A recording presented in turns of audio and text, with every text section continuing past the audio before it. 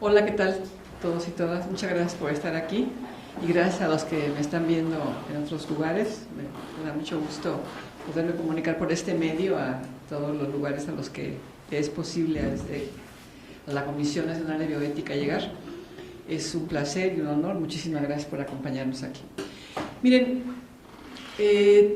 me parece que un tema fundamental al hablar de bioética, particularmente ante personas que están relacionadas con la Comisión Nacional de Bioética, es fundamental entender la relación de la ciencia y la tecnología con la ética o con la bioética.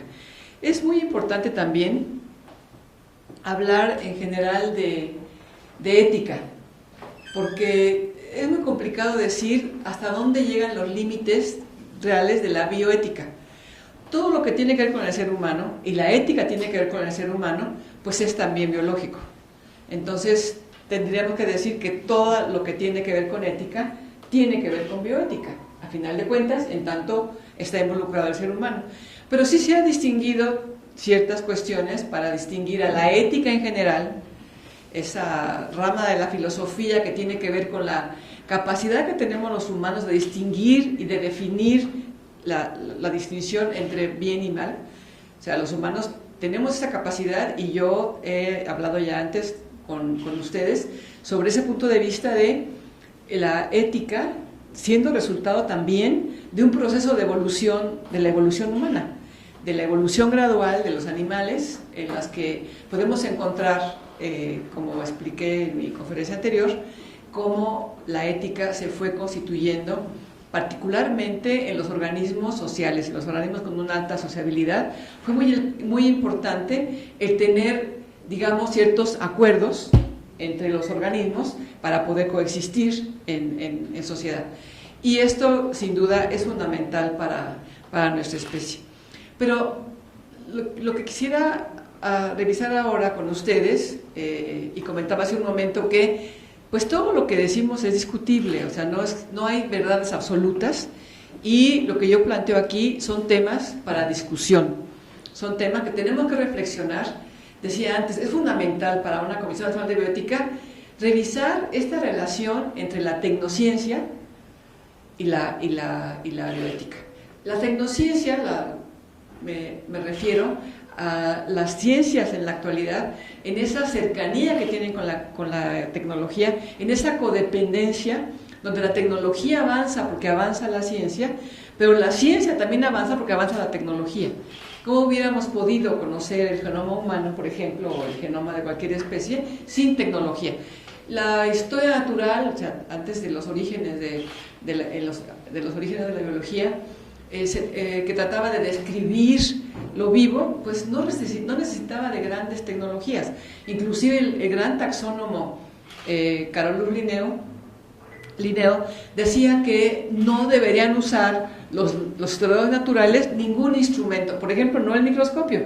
Él decía, no, tenemos que ver solamente con los sentidos del cuerpo humano, la naturaleza, y describirla sin ayuda de ningún instrumento. Esto hoy sería absolutamente ilógico. La biología avanzó muchísimo gracias a la tecnología.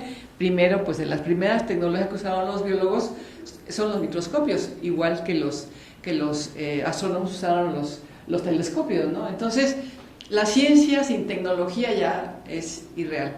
Las ciencias avanzan gracias al desarrollo tecnológico, hay una repercusión del avance de una hacia el avance de la otra, y por eso ahora también se habla de tecnociencias, no de ciencias y de tecnología, sino que las ciencias están muy tecnologizadas y por eso se utiliza este concepto.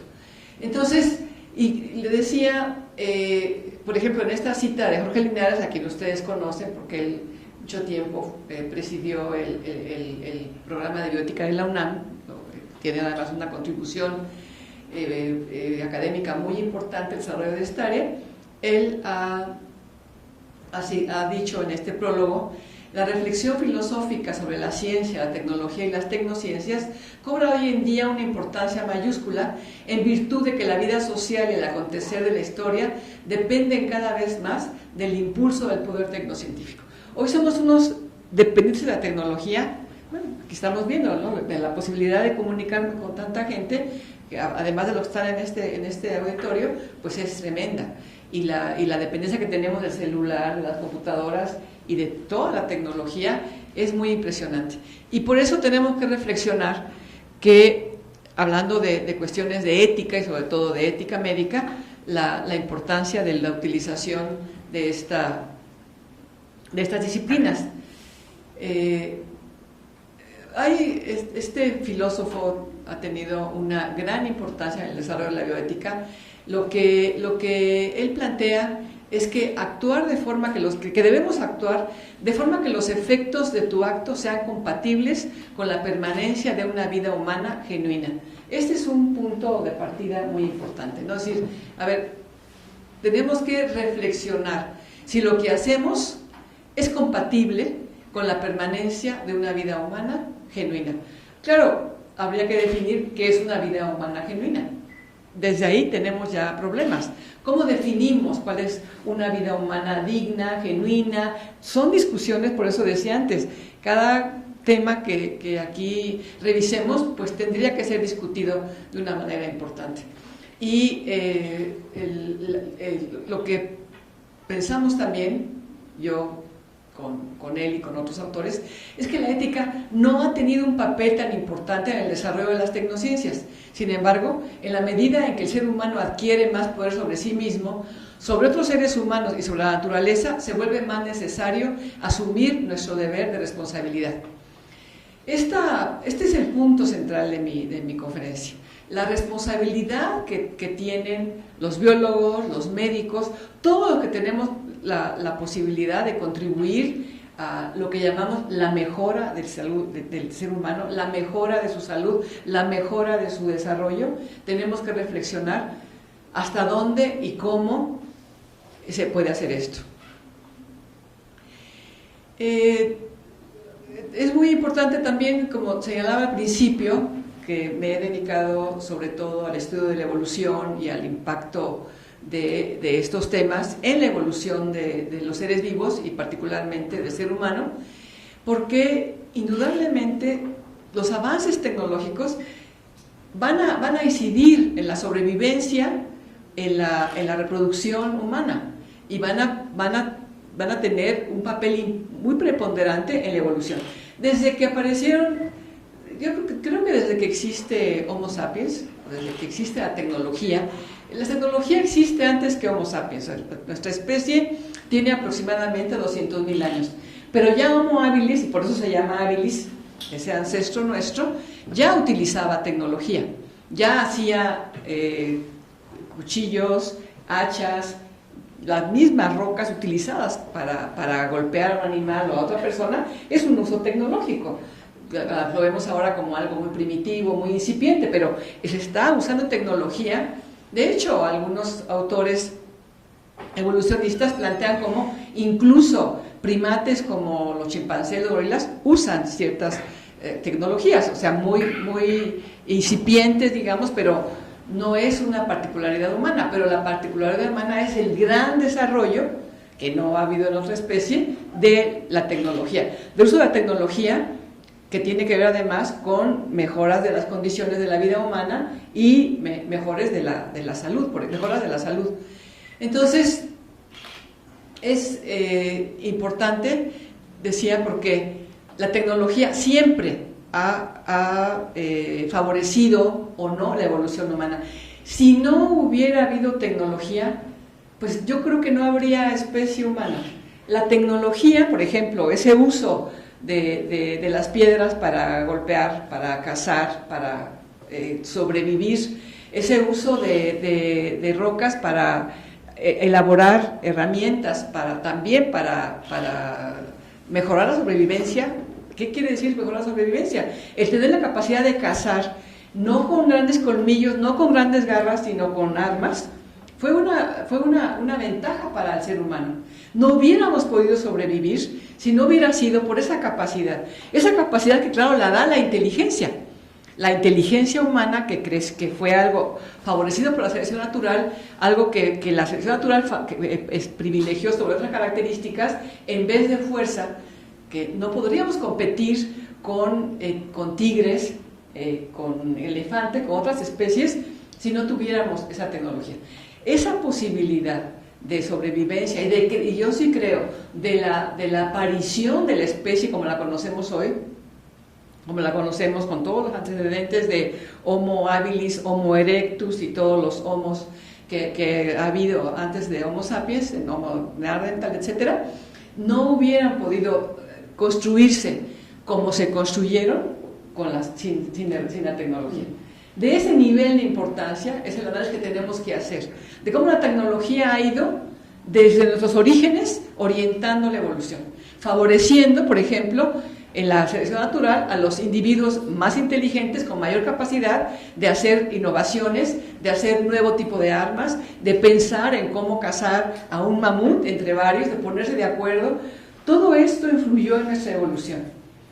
Esto lo quiero aclarar porque no es que diga que hoy la tecnología moderna está influyendo la evolución humana, y esa es mi preocupación, pero lo que quiero señalar, sí, claro que sí, la tecnología, la posibilidad de poner un tornillo en la columna vertebral, la posibilidad, todo lo que pueden hacer hoy los médicos, pues es impresionante cómo puede orientar la evolución. Y, por ejemplo, una cuestión que hay que pensar muy seriamente es la inequidad, lo que digo. Por un lado, los avances científicos y tecnológicos pueden alterar el curso de la evolución humana para bien y para mal, sin duda. Pero luego, al mismo tiempo que resuelven graves problemáticas, siempre ahondan la desigualdad. Desde la época de las cavernas, el que tenía la capacidad de construir, el que no la tenía, el que tenía las posibilidades de tener, el que no las tenía.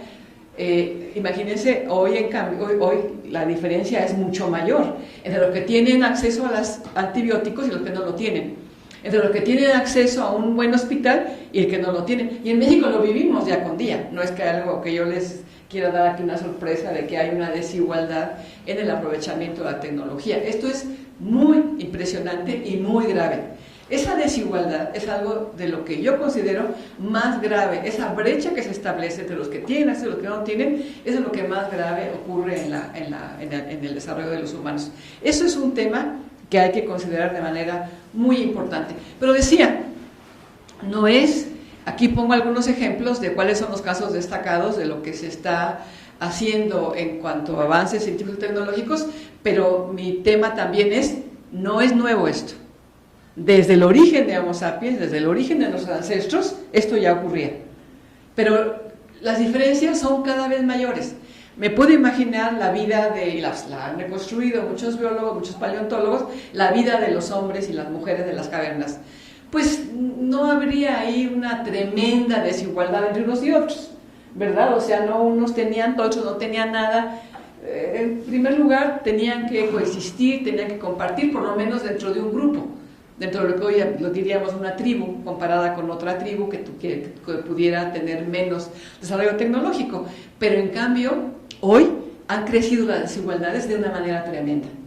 Tremenda, que en México además estamos pagando esas consecuencias, de esas diferencias tan grandes entre quienes tienen acceso y los que no tienen acceso a los desarrollos tecnológicos, hablando de la medicina, que es algo fundamental, la salud, hasta todas las conveniencias de tener un auto, de poder viajar en avión, de tener calefacción o no, en fin, de una cantidad de cosas que las diferencias son tremendas. Bueno, y aquí decía, menciono algunos ejemplos de cuestiones más actuales, como decía, los antibióticos. El acceso a los antibióticos ha salvado un número importantísimo de vidas humanas. Su papel, por ejemplo, en la Segunda Guerra Mundial fue fundamental. Los aliados, entre otras cosas, ganaron la guerra por los antibióticos, además de después la bomba atómica. La tecnología ha tenido un papel fundamental también en el desarrollo por ejemplo, de esto, de las guerras. Pero los antibióticos, sin duda. Ahora, también hay que considerar el uso que hemos hecho los humanos de los antibióticos y que han llevado a la aparición de superbacterias que se llaman, que resisten a cualquier antibiótico y que ahí estamos provocando un problema. Sí quiero destacar este ejemplo porque estaba hablando de los beneficios que tiene la tecnología, que son muchísimos, y que en todo caso la preocupación más grande es la brecha que antes señalé, pero también veamos cómo al mismo tiempo pues regresa ese algo que fue un gran avance. Siempre que hablo de antibióticos también recuerdo que, como todos los médicos saben, igual que los biólogos o incluso mejor, es que ha salvado muchas vidas los antibióticos, sin duda, pero la educación ha salvado más. Porque la idea de lavarse las manos, de utilizar agua hervida, etcétera, ha salvado muchas más vidas que los propios antibióticos. Pero por eso siempre digo, por supuesto que muchos medicamentos han salvado vidas, pero la educación es fundamental. Y aquí, en ese sentido, la educación para entender el uso de... ¿Hay algún problema con los micrófonos? Sí. No sé si se haga. Es que... sí, gracias, perdón. El uso de los antibióticos de manera irresponsable en un país que hasta hace muy poco tiempo hubo control para la venta de antibióticos, todo el mundo compraba los antibióticos, le recetábamos a nuestros hijos, a nuestra mamá, todo el mundo antibióticos porque nos había caído muy bien a nosotros, etcétera. Y la falta de cultura para entender por qué la importancia de tomar una dosis determinada que indique un médico y de no suspenderla, etcétera. Cuando uno se siente bien ya lo dejó, pero sabemos ahora las bacterias transmiten su resistencia, transmiten de unas a otras su resistencia a los antibióticos, de manera que es gravísimo lo que hacemos porque estamos generando bacterias resistentes a los antibióticos que tomemos y al ampliar esto a toda una población, esta problemática es tremenda, ¿no? Eso es un ejemplo de cómo, hablando de algo que ha sido tan importante y tan bueno, tan positivo para la sobrevivencia humana, pues sí ha llevado también a problemas a los que nos enfrentamos hoy, como de la producción de superbacterias, así llamadas, ¿no? La biología sintética, la biotecnología. Bueno, la biotecnología, puedo mencionar como un ejemplo súper importante los organismos genéticamente modificados, los transgénicos, que es un gran debate también. Para variar, les digo, no hay verdades absolutas, y menos en estos temas. Yo personalmente no considero que cualquier transgénico, que cualquier alimento transgénico, cualquier producto transgénico sea dañino per se. El que haya algodón transgénico o soya transgénica, en fin, no, me parece que está demostrado hasta ahora que no son dañinos para la salud. Hay una discusión, lo reconozco, o sea, por eso hablo de mi posición, pero también digo, hay quienes se oponen totalmente a lo que yo estoy diciendo. Yo creo que el introducir un gen en un organismo no necesariamente provoca que haya un daño. Eso en la naturaleza existe toda la vida. En la evolución, desde el origen de la vida hasta, o sea, de hace 3.700 millones de años hasta la actualidad, siempre hay transferencia que se llama transferencia horizontal de genes. Que es lo que es un transgénico, es pasar de una especie a otra de manera artificial, pero en la naturaleza ocurren. Y lo que también es cierto es los alimentos transgénicos son revisados, por lo menos así lo plantean los que los producen. Son revisados y se puede ver, se puede analizar que no haya producido la introducción de un gen una sustancia venenosa, por ejemplo, de algún tipo o de otro tipo de daño. Entonces, decía, pero bueno, ahí está la discusión. Me refiero a la biotecnología, es un ejemplo, pero la biotecnología también ha creado vacunas, ha creado los transgénicos, los que son sus grandes enemigos. Estoy también de acuerdo con ellos en un sentido. ¿Quiénes hacen los transgénicos? Ese es el problema también de la tecnología. ¿Quién la hace? ¿Quién la utiliza? ¿Quién se beneficia de ella? Pues las grandes compañías, las grandes transnacionales son las que la hacen. Yo diría, como en algunos países, que México podría hacer sus propios transgénicos y entonces no pagarle a Monsanto o a compañías de ese estilo el dinero que se les paga, sino producirlos nosotros de acuerdo a las necesidades del campo, de acuerdo a las necesidades de México y sin tener que pagar a ninguna transnacional. Ese es otro problema. Estoy totalmente en contra del manejo que se hace de los transgénicos por las transnacionales, pero no confundamos una cosa con la otra. Decir que son dañinos per se Yo creo que no es así. También está muy complicado demostrarlo, no es mi campo dedicarme a demostrarlo, es una opinión simplemente de la cultura biológica que yo tengo, pero no lo puedo demostrar. Es una opinión de acuerdo a lo que yo conozco. Pero también la gente que dice que son dañinos tiene una razón muy válida, el principio precautorio. Ellos dicen, como no sabemos qué pueda pasar, es mejor no hacer alimentos transgénicos. También está bien. Y respeto su opinión, ellos dicen particularmente no hacer transgénicos del maíz, porque el maíz es una planta que apareció en México, que los mexicanos lo hemos ido modificando desde el teocintle, que es una plantita pequeñita con unas semillas muy chiquitas, con una posibilidad de alimentación muy corta. Los campesinos mexicanos en la historia de este país han producido muchísimas variedades de maíz que son el sustento principal de alimentación de México. Entonces, por eso sí creo el maíz no se debe de tocar, por su historia, por la cultura, por la importancia para México, pero no creo que eso se pueda generalizar para cualquier producto transgénico, por ejemplo el algodón. O sea, el algodón no lo comemos, de manera que ahí es un problema distinto. Pero lo que quiero decir es que veamos los dos lados, ¿no? O sea, considerando la opinión que ustedes tengan sobre los transgénicos, me refiero en todo caso a ese tema. Podemos ver como algo benéfico, pues las vacunas que se han hecho, por ejemplo, en la UNAM, en el Instituto de Biotecnología, en varios institutos, en fisiología celular, vacunas o antídotos de venenos, de arañas, de víboras, pues es importantísimo y claro que hay un beneficio ahí, sin duda. Y así podemos seguir viendo los dos lados de la moneda en cualquiera de los puntos que aquí se mencionan. El ciborgismo, el ciborgismo, este desarrollo de las prótesis que puede llegar a unos niveles tremendos. Ustedes conocen muy bien cómo se hacen ahora prótesis que pueden hacer hasta mejor que los propios diseños que ha hecho la naturaleza para los humanos. Entonces, todos estos temas, el punto central que quiero destacar es cómo, y eso es lo que quisiera explicar con más detalles, cómo afecta a la evolución humana. Porque yo decía, estos desarrollos pueden afectar a la evolución.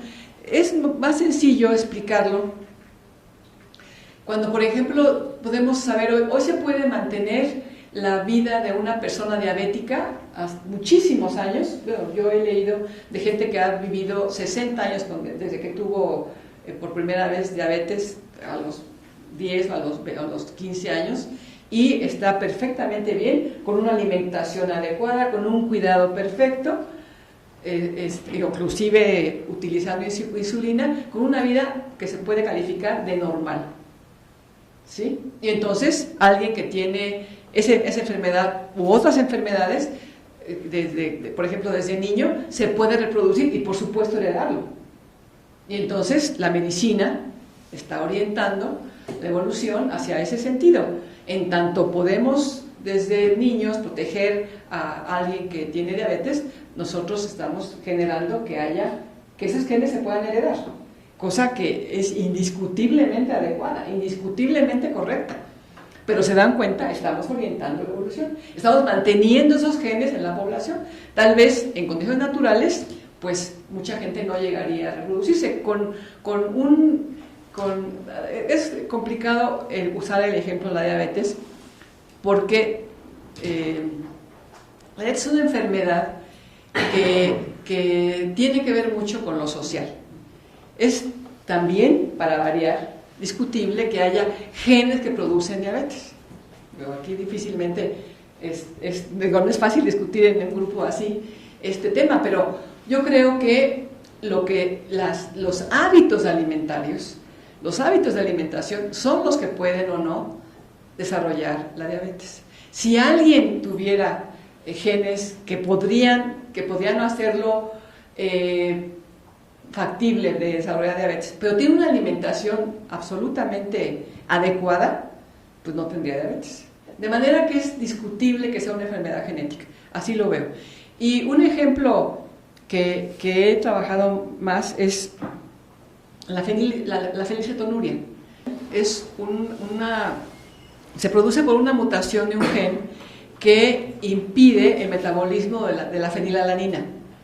Entonces yo me he preguntado, si en un ambiente no hay fenilalanina, si en una comunidad de alguna forma no hay ningún alimento que tenga fenilalanina, nunca se hubiera detectado en la historia de la humanidad que hay un gen defectuoso de alguien. Digo defectuoso en el sentido de que no puede metabolizar ese aminoácido. ¿Se dan cuenta? Entonces, decir, esta enfermedad es una enfermedad genética. Pues no lo sé, porque si en el ambiente no hay, no pasa nada. Y de hecho, a los niños que se detectan ahora, por suerte, con pruebas que los médicos han podido hacer, se detectan desde recién nacidos que son fenilcetonúricos y les suspenden inmediatamente, por ejemplo, la leche materna, o sea, diferentes alimentos para que no consuman jamás ese aminoácido. Y entonces el niño se desarrolla de una manera perfectamente normal. Entonces, esas son de las discusiones que se tienen que tener en estos casos, ¿no? Es decir, son enfermedades genéticas. La llamamos enfermedad genética porque el alimento humano incluye fenilalanina. Y entonces, una persona que no la puede metabolizar, entonces, decimos que tiene un problema. Pero hay que revisar la idea de cuáles son las enfermedades genéticas, y creo que es algo similar, mucho menos obvio que en el caso que estoy explicando de la fenilcetonuria, el de la diabetes. La diabetes puede haber, y lo he platicado con muchos médicos, puede haber una propensión a desarrollar diabetes, pero luego el ambiente, particularmente el ambiente mexicano, lleno de carbohidratos, de alimentos que hemos importado de otros países como las hamburguesas, los hot dogs, etcétera, también los refrescos, ¿no? La Coca-Cola, cualquier tipo de esas bebidas con unas cantidades de azúcar impensables, pues claro que propician, ¿no? el desarrollo de la obesidad y de la diabetes. Pero tiene mucho que ver con el tipo de alimentación, con el tipo de hábitos, más que con lo genético, yo creo. Y bueno, aquí lo que quisiera hablar es de la alteración de la especie. Entonces, cuando hablamos de mejorar a la especie, aquí señalo, los proyectos biomédicos para modificar las capacidades humanas generan una responsabilidad bioética para la que existen antecedentes históricos que son especialmente claros e infames, como es el caso de la eugenesia, de los regímenes fascistas y totalitarios del siglo XX. Francis Galton, que por cierto era primo de Darwin, escribió, él es el que inventó esta idea, el que pensó en esta idea, y acuñó la palabra eugenesia, de mejorar a la especie humana. ¿Por qué? Porque decía, si como dice mi primo Darwin, las especies se pueden mejorar y pueden sobrevivir en condiciones más adecuadas ante la selección natural y pueden ir mejorando, ¿por qué no lo podemos hacer nosotros? Si cuando criamos vacas, o cuando formamos el maíz, o cuando seleccionamos el maíz o seleccionamos el trigo, lo hemos mejorado en nuestro concepto, mejorado el maíz, porque hicimos seleccionamos a los organismos que tenían la mazorca más grande, las semillas más grandes también, y por lo tanto con más índice nutritivo, en fin. Entonces se preguntó Galton, ¿por qué si podemos mejorar las especies, sobre todo hablando de las especies domésticas, si podemos tener vacas que produzcan más leche o gallinas que produzcan más huevos, etcétera, ¿por qué no lo podemos hacer con los humanos? Esa fue su idea. Lo podemos hacer con los humanos. Pero fíjense lo que yo digo, nosotros mejoramos al maíz para que tuviera mazorcas más grandes y para que tuviera mayor contenido nutricional. Y mejoramos así a diferentes especies en función de lo que nosotros. No es que sea mejor el maíz actual para el propio maíz, es mejor para nosotros. O para nosotros es mejor la vaca que produce más leche porque tomamos la leche, pero para la vaca no es necesariamente mejor, ¿no? Por ejemplo, si una vaca así ustedes la dejan en vida libre, pues no va a poder sobrevivir, no va a poder huir de un depredador, o sea, para ella no es mejor. Entonces, definir qué tipo de cambios tendríamos que hacer en este sentido, para mejorar a la especie humana, se dan cuenta que tiene un contenido ideológico tremendo. ¿Cómo decimos que es mejorar? Y tampoco podemos ser muy ingenuos y pensar que a ellos, a los ingleses de estos tiempos, o a otros grupos europeos, no tenían una posición sobre qué era mejorar. ¿Qué era mejorar? ¿Hacernos a todos negros? ¿Hacernos a todos? No, ¿verdad? Hay un contenido, por supuesto, en estas ideas extremadamente racista. Querían, o sea, mejorar implicaba pues parecer más ingleses. En este caso hablo de él que es inglés, lo mismo con los norteamericanos, que también, donde también en Estados Unidos también hubo un desarrollo muy importante de la eugenesia. Es decir, que por ejemplo en México también hubo un importante apoyo de algunos, particularmente médicos y también abogados, hacia la eugenesia, y uno de los temas era el aclaramiento racial, o sea, que nos mezcláramos indígenas y españoles para que no estuviéramos tan morenitos, ¿no? O sea, hay un contenido tremendamente racista en esta concepción y preocupante, porque, por ejemplo, aquí se habla en México esterilización de criminales y otros individuos humanos indeseables de reproducción. ¿Y quién define quiénes son? Pues en este caso se supone el Estado. El Estado va a decir quiénes son. Y por ejemplo en Estados Unidos, pues sí, se impedía la reproducción y se esterilizaba pues a migrantes, que es lo mismo que quisiera hacer ahora Trump, yo creo, ¿no? O sea, que no nos reproduzcamos más para que no vayamos a Estados Unidos. Pero bueno, la eugenesia es un tema muy importante porque decía antes, tiene un contenido ideológico muy fuerte. ¿Quiénes son los mejores? ¿Qué características definamos? Así como definimos las del maíz o las del ganado, tendríamos que definir cuáles son las humanas. Y esto tiene que ver con el poder. ¿Quién tiene el poder de decidir quiénes son los mejores individuos? Pues en este caso, en ese dominio que ha habido de los grupos europeos, pues definen las características de ellos como las mejores, hablando de la fisonomía, ¿no? Y bueno, aquí digo algo también para variar discutible. Digo, las tecnologías en sí, por sí mismas, no son buenas ni malas, en el sentido de que no tienen un carácter moral. O sea, aquí es una frase difícil porque si entendemos es, bueno, quienes las hacen sí tienen una idea. Por ejemplo, los transgénicos que hace Monsanto tienen una idea y los hacen de manera que los campesinos, por ejemplo, no las puedan reproducir, que no puedan reproducir a las semillas, tienen que depender siempre de Monsanto o de otras, o de Bayer, ¿no? de otras compañías. Entonces es discutible, pero hablando en términos generales, pues podemos decir, bueno, la tecnología, la idea de introducir un gen en una especie, pues yo diría que no es malo, pero se dan cuenta que los que son antitransgénicos dirían es malísimo, ¿no? O sea, yo tengo colegas en la UNAM que son tremendamente antitransgénicos y son unos académicos estupendos. Digo, por ejemplo, Elena Álvarez Bulla, todo mi respeto para ella, es alguien tremendamente convencido de no a los transgénicos. Entonces, decir para ella, esa tecnología claro que es mala. Sin embargo, muchos investigadores la utilizan, esa tecnología, para muchos experimentos. Ella misma la utiliza para, por ejemplo, ella ha estudiado la evolución de la flor y entonces ella ha hecho transgénicos para entender el papel de los genes en la estructuración de una flor, de las angiospermas.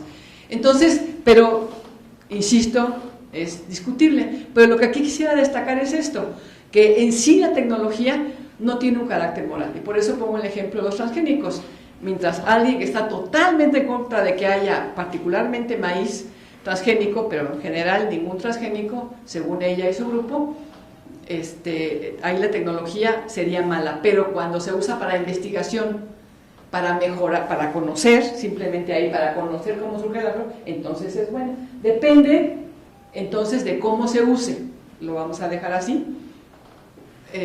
Pero entonces lo que diríamos, esta carga depende del uso que se haga de ellas, y por eso es imprescindible la reflexión y el análisis filosófico de los avances en materia de ciencia y tecnología.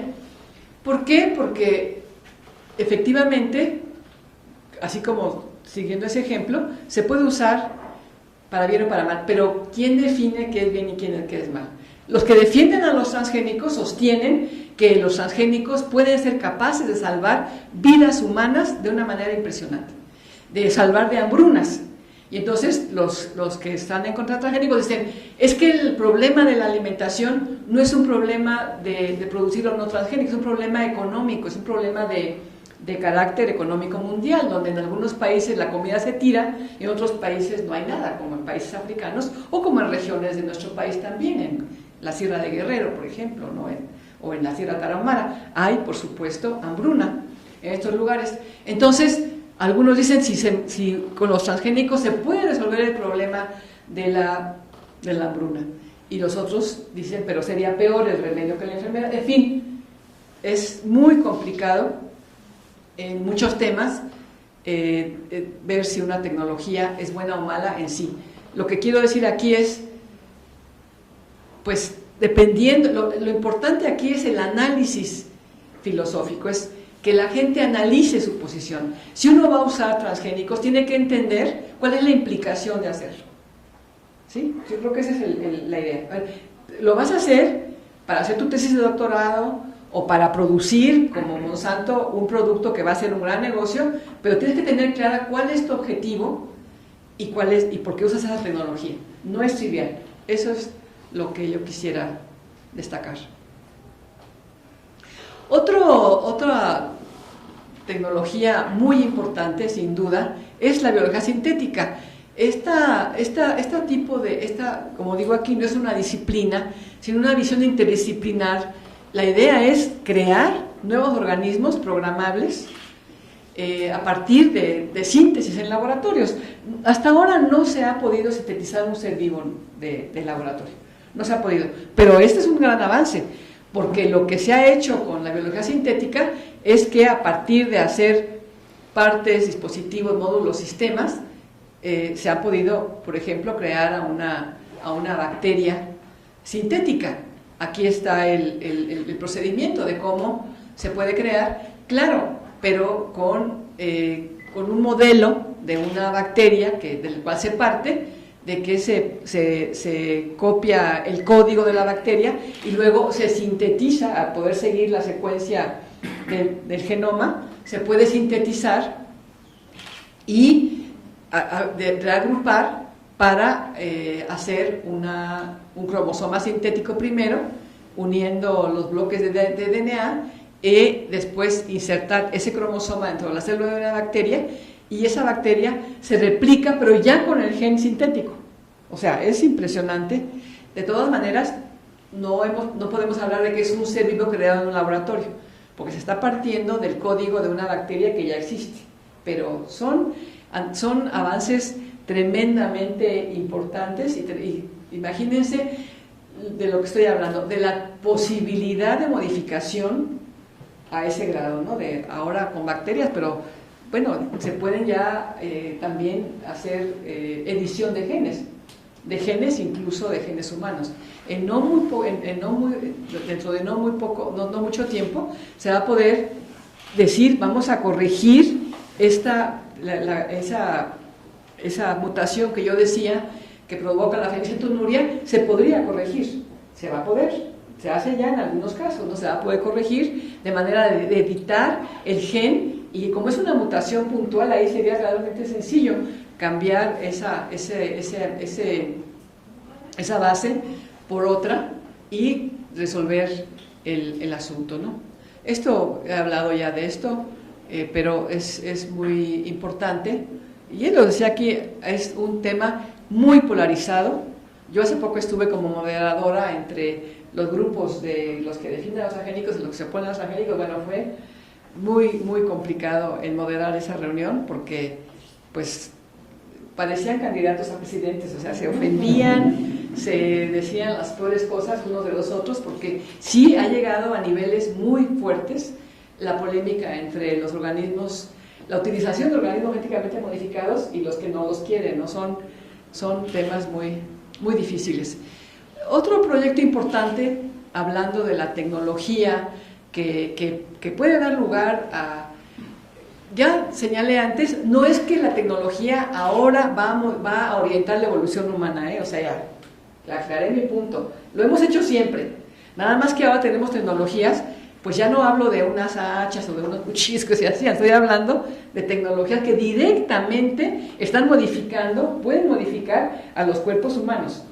No solamente tecnologías, y cada vez más digamos, que afectan mucho más, que los antibióticos pues salvan a unos y a los que los tienen en determinadas condiciones y a otros no. Pero todas estas cuestiones que han avanzado, esto por ejemplo, pues el desarrollo del proyecto de genoma humano, pues es el que ha dado lugar a grandes avances en por ejemplo, la tecnología. Yo creo que además también resultó muy decepcionante cuando nos dijeron, aquí están ya cuáles son los genes humanos, pero no saben para qué son. O sea, hay más o menos entre 23.000 y 27.000 genes. Antes se pensaba que los humanos teníamos 100.000 genes, no, pues se vio que eran muchos menos y que hay especies que tienen más genes, hay especies de gusanos o de plantas que tienen más genes que los humanos. Ahora, más o menos, lo que concluyeron los dos grandes grupos que hicieron este genoma, el privado y el público, los dos en Estados Unidos, lo que vieron es que falta muchísimo por entender ahora. Ellos hicieron las cadenas de genes, ¿no? de cómo están ahí la adenina, la guanina, la citosina, etcétera. Pero lo que no saben es cada gen para qué sirve, se está trabajando ahora en eso. Él es Francis Collins. Él defendió que no se podían, a mí me pareció importantísimo lo que hizo Collins, que no se podía de ninguna manera patentar los genes, mientras que Craig Venter, él hizo su propia empresa, Celera Genomics, para poder patentar. Como en lo público en Estados Unidos ganó el que además era el director del NIH, Collins, no pudo Venter lograr que se pudiera patentar los genes. Imagínense qué tremendo hubiera sido que él hubiera ganado, ¿no? Por último, quería hablar de esta idea entonces. Si los humanos podemos modificar, ya puse una serie de ejemplos de cómo podemos modificar la naturaleza y cómo podemos modificar al ser humano de diferentes formas. Podemos hablar ya de un transhumanismo.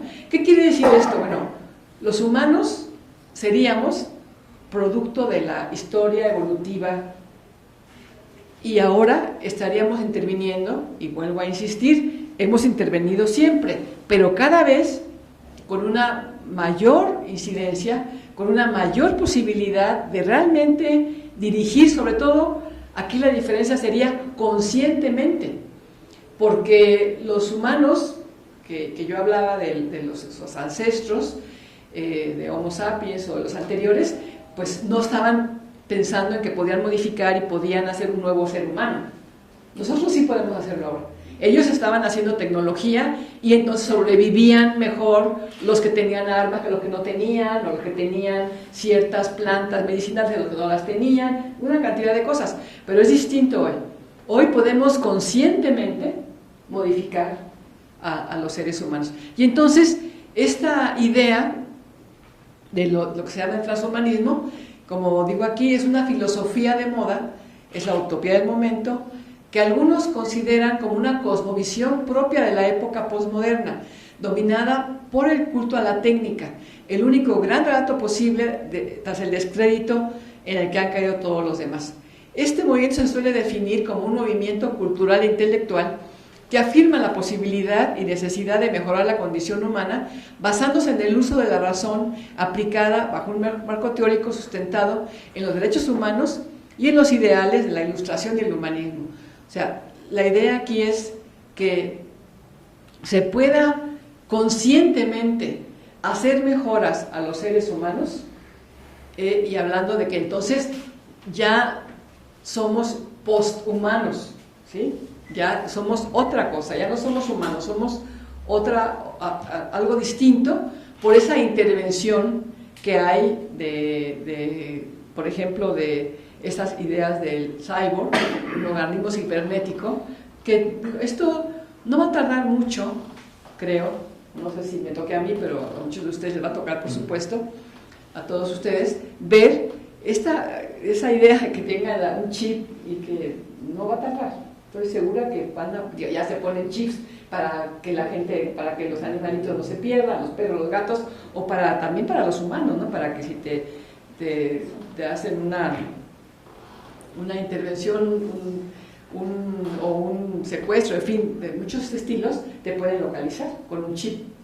Ahora imagínense lo que no se le va a ocurrir, lo que no se puede hacer ahora con esta idea. Pero aquí la idea de los que defienden el transhumanismo es hacerlo conscientemente y también, muy importante, de una manera ética.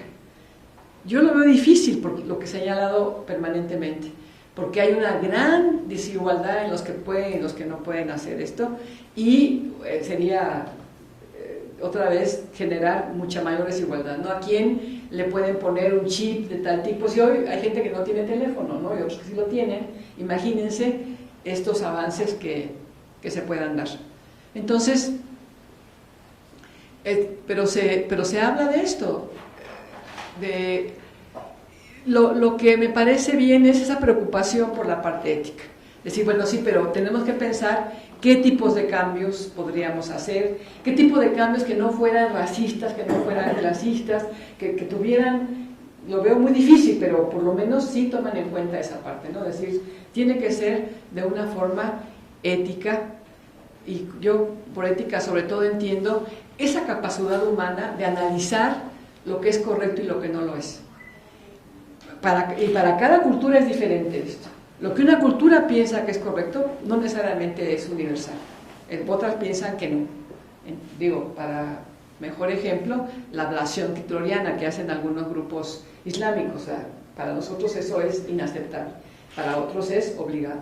Entonces, no hay manera de llegar a conceptos universales sobre cuál sería el mejor ser humano. Y ese es un gran problema, ¿no? ¿Cómo haremos un transhumano? ¿Cómo lo definimos? ¿Cómo lo definimos? Pero bueno, este problema, señalo aquí, el problema moral del mejoramiento humano se refiere a las controversias morales, médicas, técnicas y en general normativas que surgen a partir de la modificación y transformación del cuerpo humano mediante la intervención biomédica y tecnocientífica en aras de mejorarlo, optimizarlo, perfeccionarlo.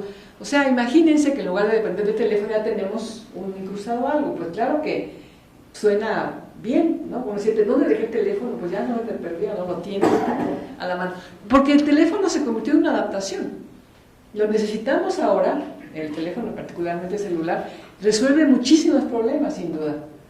También provoca otros, como siempre, pero la vida yo creo que es más fácil teniendo formas de comunicarse, teniendo formas de saberlo dando a los adolescentes, que etcétera, por supuesto. Entonces, mejorarlo, que podamos, porque seguramente ustedes saben, aquí no lo menciono, pero también se están inventando drogas que mejoran la memoria, que mejoran la capacidad de hacer análisis, de raciocinio. Es impresionante lo que se está haciendo, y sí, las posibilidades de editar los genes, de que ya no haya un gen que se pueda considerar defectuoso según los criterios de cada grupo social, se va a poder hacer, se está haciendo ya, y entonces hay que entender que eso tiene que tener límites, ¿no?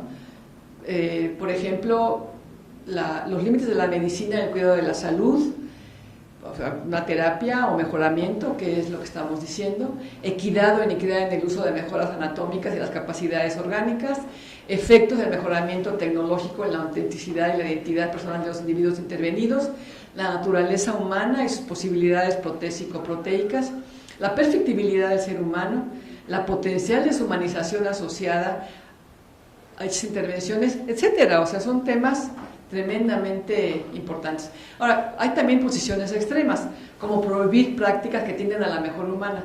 Muy difícil que se pueda prohibir. La discusión es difícil también. ¿Se puede prohibir? Se está haciendo ya. Una posición intermedia sería dar una política normativa para que haya políticas, y aquí tienen que entrar también los abogados y decir qué se puede hacer y qué no se puede hacer. Por ejemplo, las políticas tendrán que enfocarse en regular y prevenir el uso de las tecnologías de mejoramiento en lugar de prevenir su desarrollo. Si la intervención supone riesgos para el sujeto, se deberá juzgar si es indispensable, si se debe prohibir o si vale la pena asumir el riesgo. O sea, son discusiones muy complejas porque tienen mucho que ver también con la ideología. Por ejemplo, muchos discuten el derecho de las mujeres a interrumpir un embarazo, que es una intervención también y que tiene que ver también con muchísimos temas de este estilo. Yo defiendo absolutamente el derecho de las mujeres a intervenir un embarazo, pero díganme si hay un acuerdo al 100% en toda la población del mundo, para nada, ¿no? Entonces, es importante reabrir ese debate. ¿Qué es ser homo sapiens? ¿Qué es ser humano? ¿Qué es ser hombre o mujer? Entonces, cuando hablamos de naturaleza humana, no nos vamos a poner de acuerdo, ¿no? O sea, ¿qué es naturaleza humana? Como no nos ponemos de acuerdo en muchos temas, ¿no? Pero esta idea, el debate entre la biología evolutiva y el diseño inteligente, si ustedes recuerdan, el diseño inteligente se refiere al creacionismo, ahora se replantea en tanto puede haber un diseño inteligente de los seres humanos, ¿no? O sea, me refiero sobre todo a una decisión racional. ¿Qué queremos? Que estoy segura que no nos pondríamos de acuerdo, pero lo podemos hacer. Lo podemos hacer. O sea, se puede hacer y va a haber muchísimas posiciones, casi tantas como seres humanos.